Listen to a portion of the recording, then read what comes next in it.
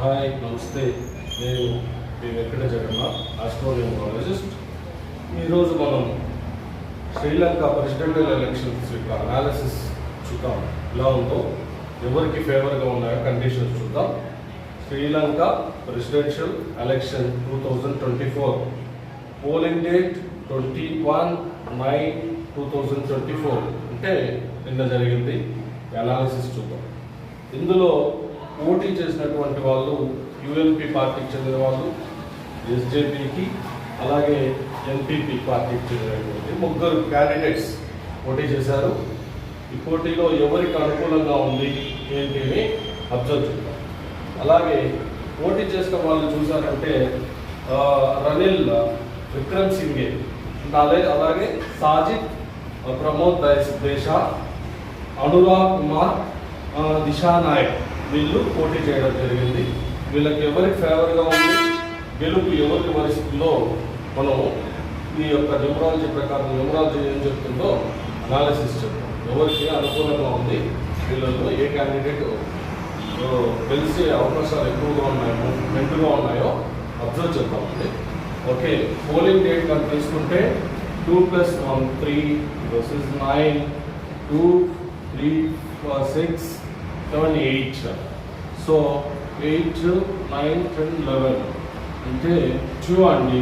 3/2గా వచ్చింది. ఇదేమో డేటు, ఇదేమో డెస్టినీ నెంబర్, పోలింగ్ డేట్ యొక్క అదే. అలాగే దీనిలో చూస్తే ఇక్కడ ఇతని డేట్ ఆఫ్ బర్త్ అదే విక్రమ్ సింగ్ గారు చూసారంటే 6/3/5 24/3/1949లో పుట్టాడండి ఇతను. సో 6/3/5 అంటే 5గా వచ్చింది. సో ఇతను 6/5గా ఉన్నాడు. ఓకే, సో నెక్స్ట్ ఇక్కడ చూసామంటే సాజిద్ ప్రేమ్ దశ. సో ఇతను చూసారంటే 3/1/7. సో 10/11 అండి.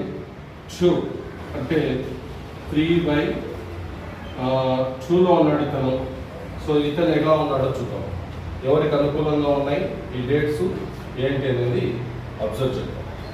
సో 9 6 7 10 11 2. ఓకే, నెక్స్ట్ ఇతను అనురాగ్ కుమార్ దిశానాయక్. ఇతనిది చూస్తే ఇతనిదేమో 6 2 9 6 6 12 13 14 అంటే 5 ఉంది. 6/5గా ఉంది. ఇది వీళ్ళ అనాలిసిస్, వీళ్ళ డేట్ ఆఫ్ బర్త్ యొక్క అనాలిసిస్. అయితే ఇక్కడ కానీ చూసామంటే గట్టి పోటీలో నిలిచేటటువంటి వాళ్ళు వీళ్ళకి ఎవరికి డేట్ ఆఫ్ బర్త్ ప్రకారం ఎవరికి ఫేవర్గా ఉందంటే గట్టి పోటీనే ఉంటుందండి. ముగ్గురు ఇది చూడండి, ఇది చాలా దగ్గరగానే ఉంది కదా. కానీ ఎవరిని విజయం వరిస్తుంది, ఎవరికి ఎక్కువ ఫేవర్ చేస్తుంది అనేది అబ్జర్వ్ చేసినప్పుడు మనకి విషయాలు కొన్ని బయట వస్తాయండి. దాని యొక్క అనాలిసిస్ చేద్దాం. ఓకేనా. సో ఈ డేట్ ఆఫ్ బర్త్లో చూస్తే పోటాపోటీగా ఉన్నటువంటివి ఇవి రెండు చాలా అనుకూలంగా ఉన్నాయండి దీనికి.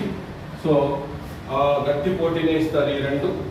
ఇది అంత న్యూట్రల్గా ఉంటుంది, సేమ్ ఫ్రీక్వెన్సీలో ఉంది కాబట్టి. ఇక్కడ మీరు కానీ అబ్జర్వ్ చేశారంటే ఈ పేర్ల యొక్క అనాలిసిస్ కూడా చూద్దాం. పాయింట్స్ అయితే ఇక్కడ ఒక పాయింట్ వచ్చింది, ఇక్కడ ఒక పాయింట్ వచ్చింది. ఇతనికి న్యూట్రల్లో ఉంది, ఎందుకనేసి చెప్తాను. ఇక్కడ చూడండి, 2 1 5 1 3 6 1 3 2 2 5 4 5 3 1 5 3 5 5. సో 5 7 8 9 10 11 12 అండి. ఇదేమో 12 వస్తుంది. సో ఇది చూద్దాం. 6 7 10 10 14 19 19 23 23 5 28 28 31 32 37 40 ఇది ఒకటి 50.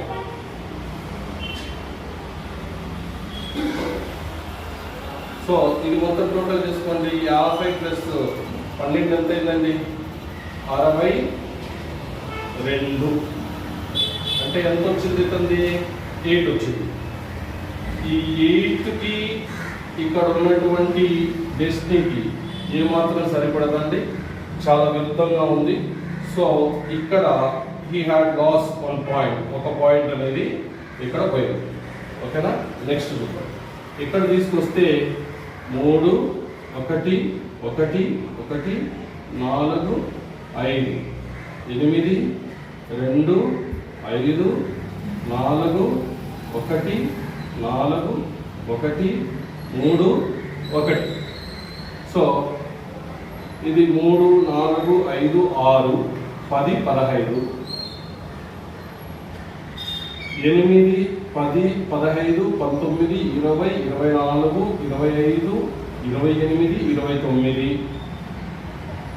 సో 29 ఒక 15, 29 ఒక 15 అంటే 30 40 44 అండి. ఇతను కూడా నంబర్ 8లోకి వచ్చాడు.